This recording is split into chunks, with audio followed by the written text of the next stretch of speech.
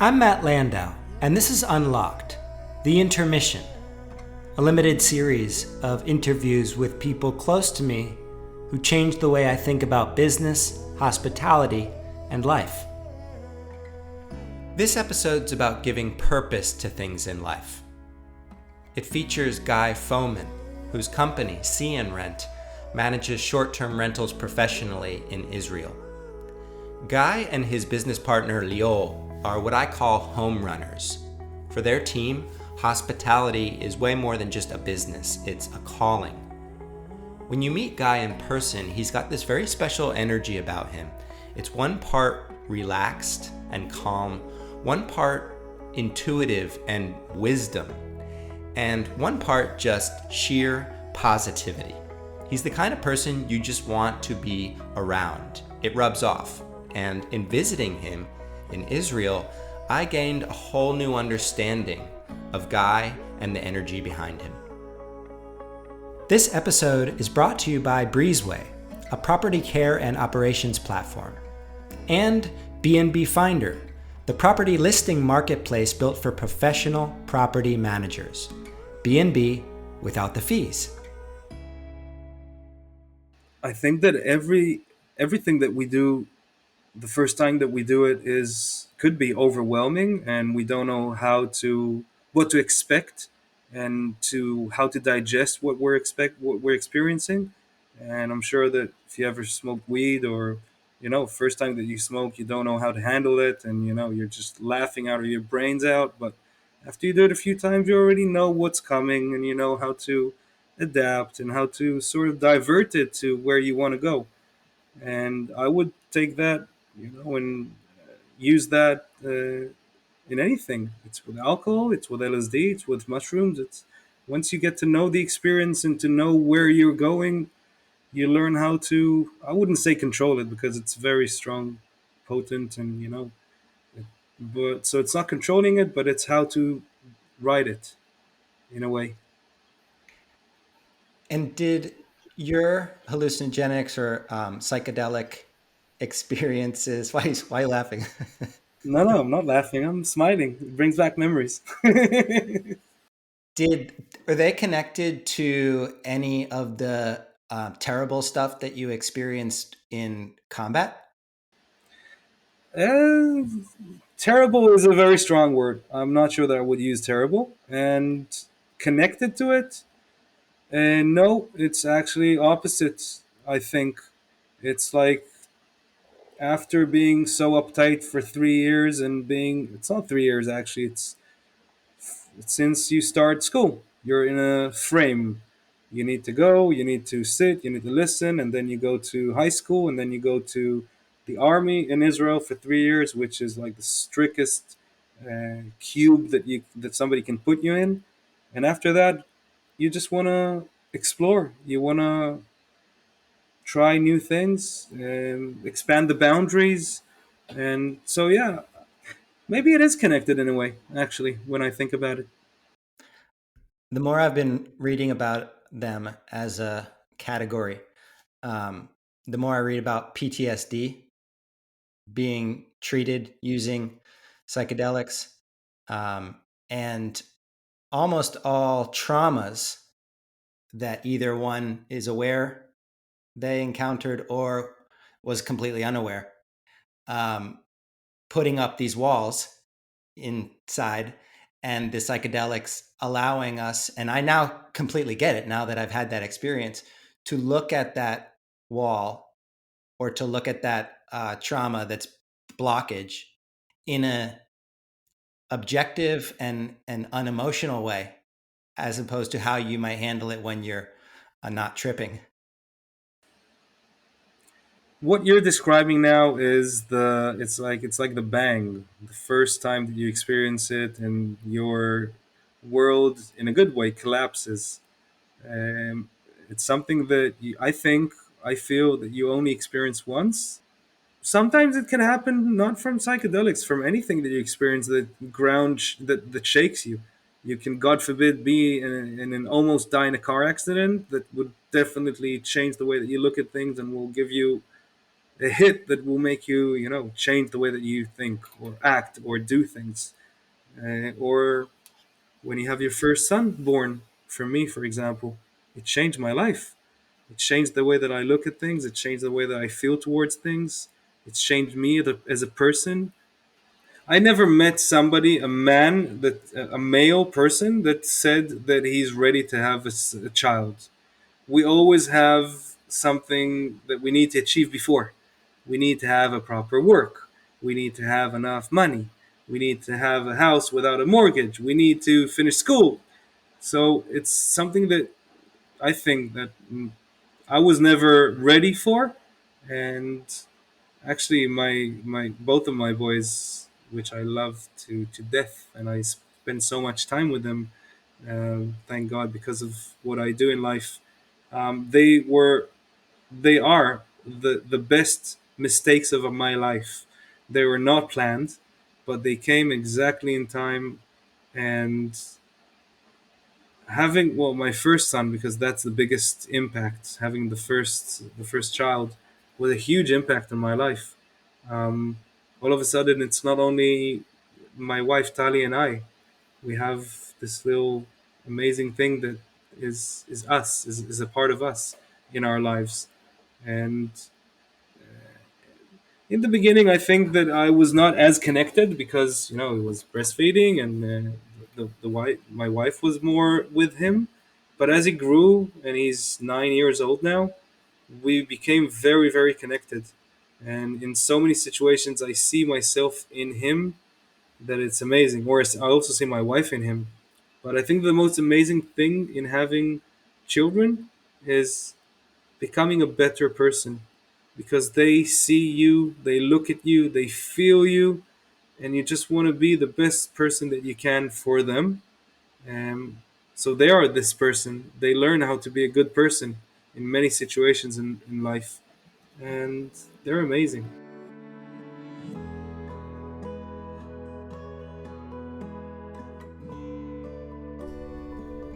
Guy had been encouraging me to visit Israel for years. And in hindsight, I think it was the media predominantly.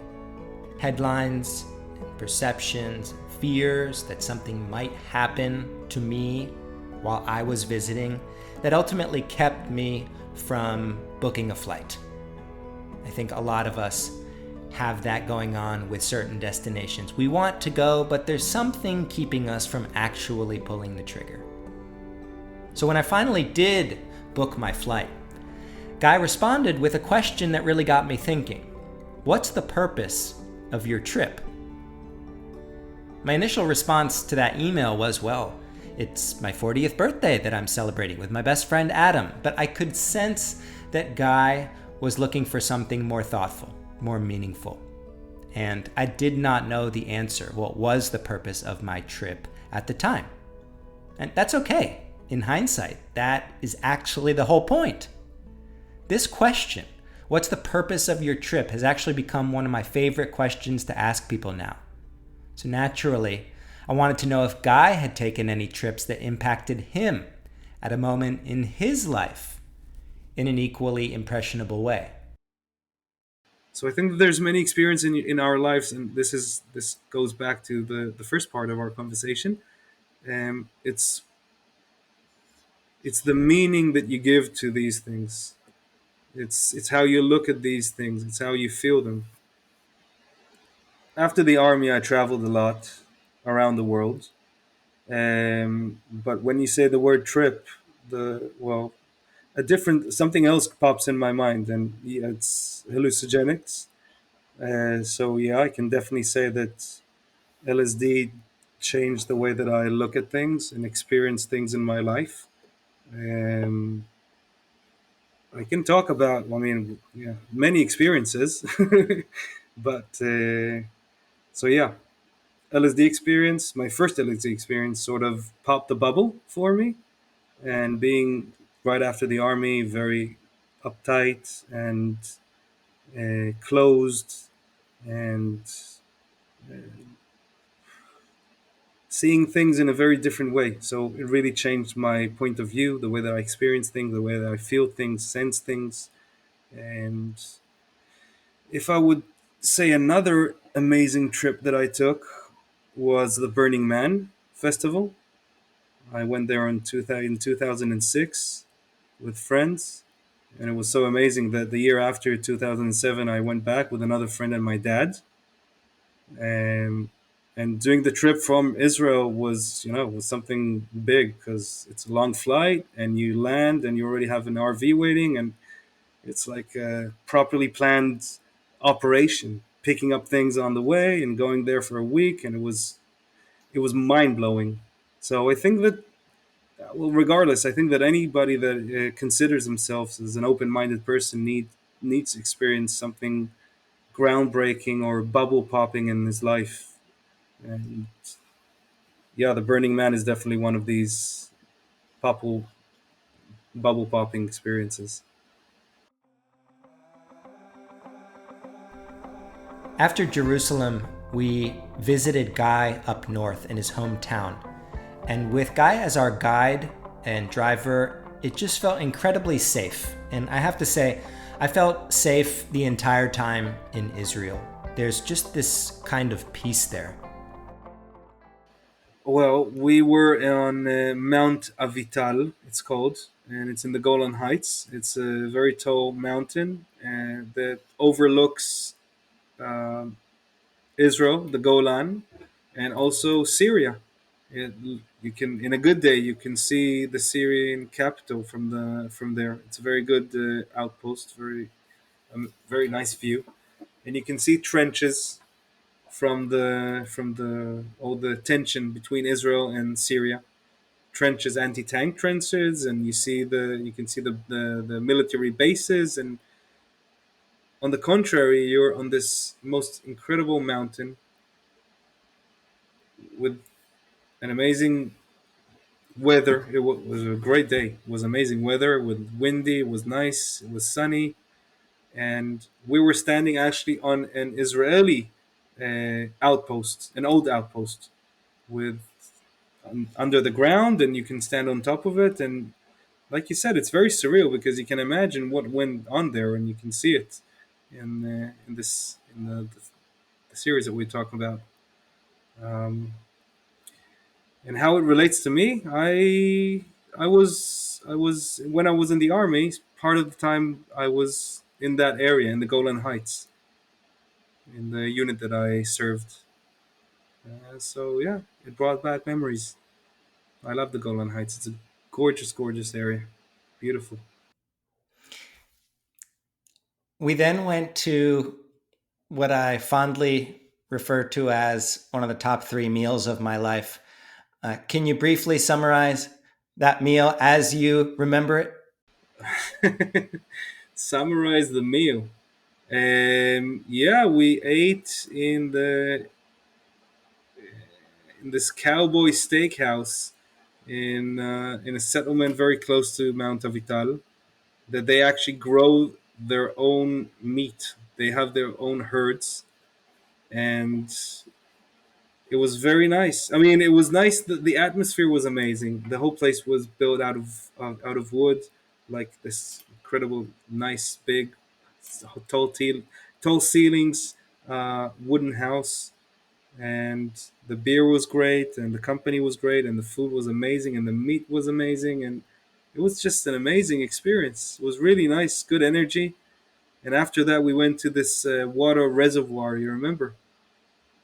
We sat there, and again, amazing view, nice walk. It was a very nice day with you and Adam. We should reenact it. Maybe now go to a different place, not the Golan Heights, but there's enough nice places in Israel I can take you.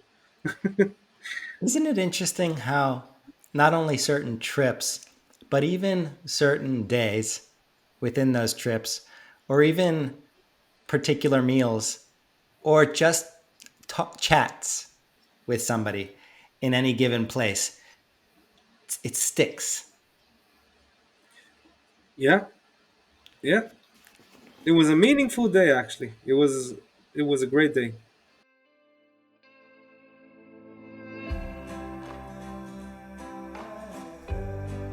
Recognizing meaningful days and moments and things is something that I really admire about Guy. And I think most of us do this naturally without intention, on and off. But when you're with Guy, it seems that everything that you come in contact with has meaning. And you might hear this and think, whoa, that's a very delicate and fragile way to live. If everything all around you is so meaningful, then aren't you always on edge? Aren't you vulnerable? What happens when someone or something that you love is threatened? The ability to handle things and to multitask and to be involved in many things in once, and it's something that I think I personally have this ability, and I'm trying to actually transmit it to the people that I work with, and to teach it. It's difficult, and it's also something that I think that one is born with. Um, but I would definitely say that the army gives you enhances this ability if you have it, because of the situation that you are in the army and the fact that you need to make very fast decisions that are very crucial. And you're not, well, slowly the edge becomes, because not as sharp, if you know what I mean. It's not as stressful. You know that it's actually interesting. I was talking with my wife about it a few days ago. The fact that, and I think that I only realize this now because I'm more mature and older, that the fact that things in our lives that seem catastrophical at the moment or very difficult in a certain moment in our lives would usually look as small, irrelevant things a week or two or a month after or 6 months after. And and I told her that I wish I had more of the ability to realize this at the situation when it happens, and not to get stressed or not to get annoyed or not to get aggravated, and to be able to like press a button and it's not gonna matter very soon. um, so yeah. The way you just described your working style and the way that you'd like to work with your team, um, that's not to say that you don't have your weaknesses No. professionally. And I know one of your weaknesses is, I don't know if it's specifically not delegating things or relinquishing control. Um, how do you address that as this sort of wise? I consider you very wise. You know how to make decisions, you know how to handle things, you're balanced, you're at peace. How do you address this very clear, in my opinion, um, area for improvement? How do you like trick yourself in a way into It's a great moving through question, that? and it's actually a battle that I have with myself and constantly have with myself on a daily basis. I'm very centralized, and my business is my baby. I've been growing it for the past 12 years, and I'm super involved in the daily operation. I was much more involved. But about 6 months ago, I decided that we need, well, Leo, my business partner, and I decided that we need to bring more talented people to the business and to just really structure it.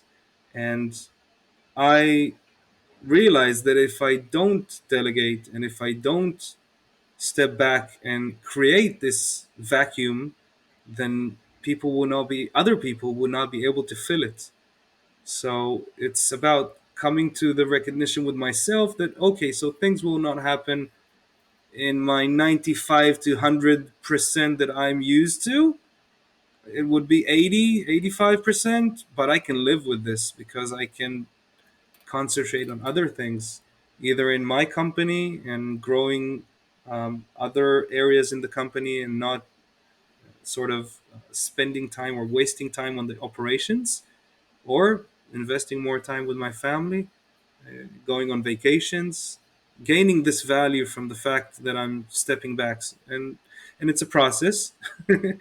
um, but as you see the value that you gain from stepping back, and you see that other people can do it and they are doing it pretty well, maybe sometimes better than the way that I do it, very different, but maybe better, then it gives you the feedback that you need to keep on delegating until my goal eventually is to be, to supervise and increase the business and not being in the operations at all.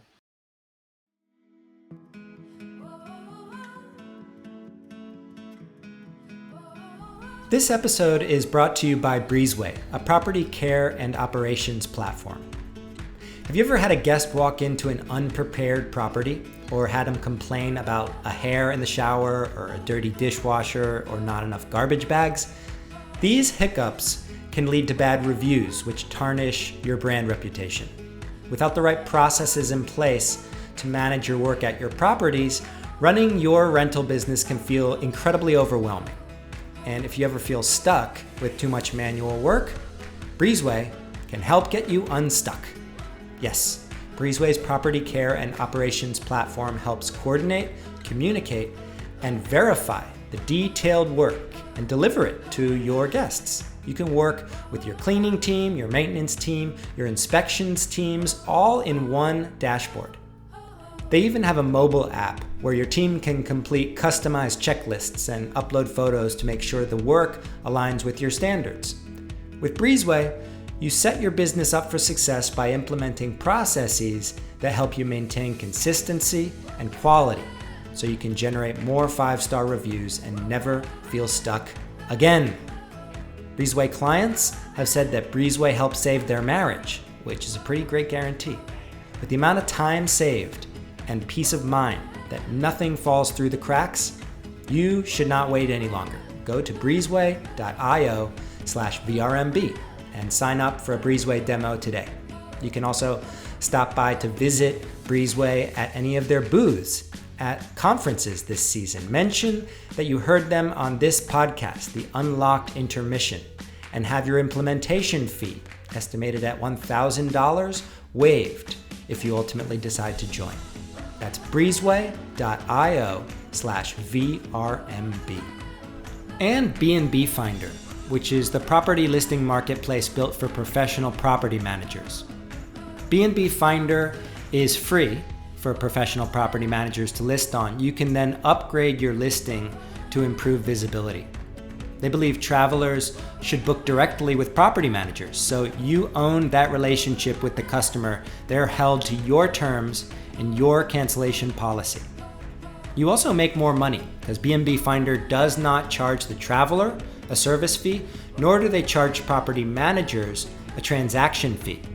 Their goal is to empower professional property managers and to make travel more enjoyable and less expensive for everybody.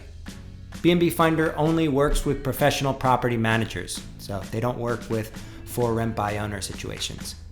Now, they're offering a special for listeners of this podcast. They're offering a free upgrade for a period of 6 months if you simply mention the phrase B&B without the fees to any B&B Finder representative or booth at conference season this year. You'll get 6 months of a free upgraded offer. You can also head over to their website, bnbfinder.com/list, and as a reward, your listing will be upgraded from free to bronze or bronze to silver or silver to gold. That upgrade will be live for 6 months. So this is a pretty wonderful opportunity to try out a company whose values are in line with yours. That's bnbfinder.com/list.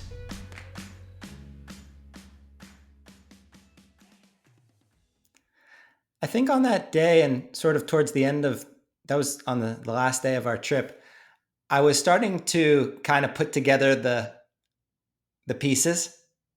You know, I had this question, what's the purpose of your trip? The hell am I supposed to? It's my birthday, dude. Give me a break. I had that experience down on the beach with the mushrooms. We went to Jerusalem. I broke down in tears. And then we closed out the trip with that amazing day up north with you. And I think I was then starting to put together the pieces. Okay, maybe I'm starting to see the purpose. Maybe the purpose was not to choose what to do with my podcast, or what my business structure looked like. Maybe the common denominator across all these things that were just starting to wobble a bit, starting to fray, maybe the common denominator was me. And maybe I needed to be deeper person, be a deeper human, understand myself better, peel back some layers that I hadn't before, get uncomfortable, and frankly think I'm going to die at some point, to suddenly come out the other edge, the other side. Yeah, a butterfly. You went into this cocoon in this experience that was very overwhelming, and you didn't know how to handle it, and you were introverted with yourself, and what exactly what you're describing. You came out as a butterfly, as something else, something new, something fresh.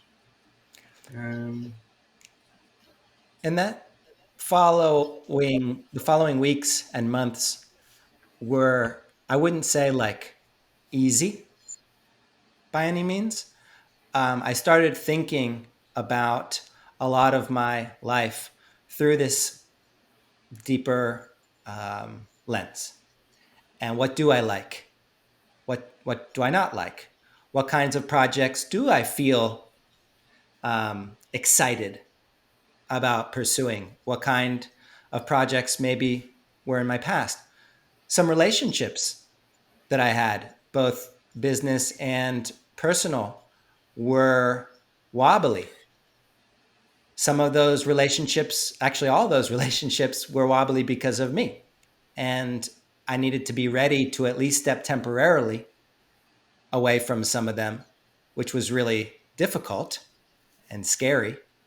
But I felt more clear about it than I've ever felt about my decision making before. yeah, you became the maestro. We talked about it. I have to think that looking inwards is a pretty surefire way to at least make progress through adversity. Yes, definitely. It's to decide if you want to be comfortably numb and just go with the flow and let life lead you, or you want to grab the steering wheel and navigate to where you want to go and achieve what you want to achieve. But what you really want to achieve, not what you want to achieve because other people put into your brain that you want a bigger car or a newer iPhone or to go on vacation or whatever. But it all connects to consciousness, to be aware, to be connected and not to be numb. I had this day yesterday when I just wandered. I decided to break my normal routine because I was tired from my swimming. And I just decided to wander down to the beach. And I don't know a whole lot of people in South Beach or Miami. I only moved here a couple years ago. But sitting down there on the beach watching the sunrise, this lady passed by with two dogs. And I always see her walking the dogs. And I just started chatting with her. And apparently, they're adopting another dog, and she lives right around the corner. I was like, oh, okay, that was nice to meet you. And I went walking back to my house. And on the way, I walked past a coffee shop where I saw someone that I knew who was celebrating her birthday. So I sat down with them and I had a coffee. And then they asked me to sign a petition. I went to their house, I signed their car, I signed the petition. And I continued. And inside that same coffee shop, I saw someone else that I had just met the day before. And I stepped in and I said hello to her and we chatted. And then I wandered home. I was like, wow, all of that, the universe just brought me in like 2 hours. So I went about my work in the afternoon. I was like, you know what? I'm going to close this day out with something I haven't done before. I'm going for a full moon meditation. Okay. So I'm not much of a yoga type, but there was a yoga followed by full moon meditation on the beach. And I wandered down to the beach a little Nervous, being around yoga people, considering I don't do any yoga, can be a little embarrassing. And I arrive at the yoga session, and the instructor is a girl that I know from several years ago. And I gave her a big hug, and she said, "Welcome. I didn't know you did yoga." I said, "I don't." And I sat down and I had the most lovely evening, but it was just going with the flow and letting things happen. And it was really, really fun day. You summon things. I honestly believe that people can summon things into their lives. And most people don't because they don't know what they want. I think most people don't know what they want, but once you know what you want and you are um, tuned into it, then you can really summon it. And in your story here, you were talking about the fact that you felt that you're afraid a little bit and hesitating, and you summoned exactly what you needed in that moment, somebody that you know, which is the instructor, not just somebody that practices yoga. So it's like the head of this situation is your buddy, so it melts, I can imagine how it immediately melted all the difficulties. And yeah, So how do I have more of these days? I think it's to give meaning to things. I mean, you're giving meaning to things. You have the time, the patience, the eyesight to give meaning to things. People that don't see it would not even tell the story about this older lady that you see every day, because they don't see her every day. They just go there and they see the sunset, and they see their phones because they're stuck in the screen or whatever. But you see her every day. You have this sight. You see her, and you decided that you want to connect. So it's something active that you do, which I think is opening your heart to these situations and mind. Um, and once you're open, and good things come.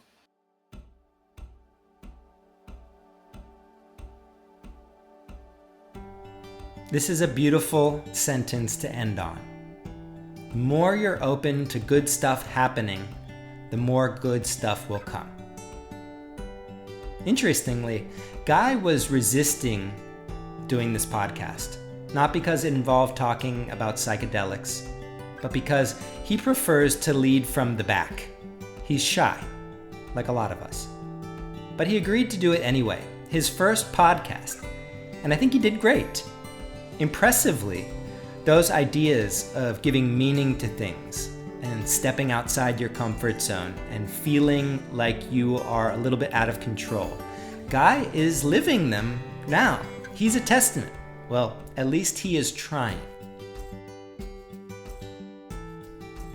Thanks for listening. If you enjoyed this episode, a new way of thinking about our growth, and are attending any vacation rental conferences coming up this season, I know our sponsors would love to meet you. So much that they've arranged a special offer for anybody who stops by their booths. Yes, if you stop by the Breezeway booth or the B&B Finder booth, or if you speak with any of those representatives this coming conference season, let them know you heard this podcast, and the special offer is yours.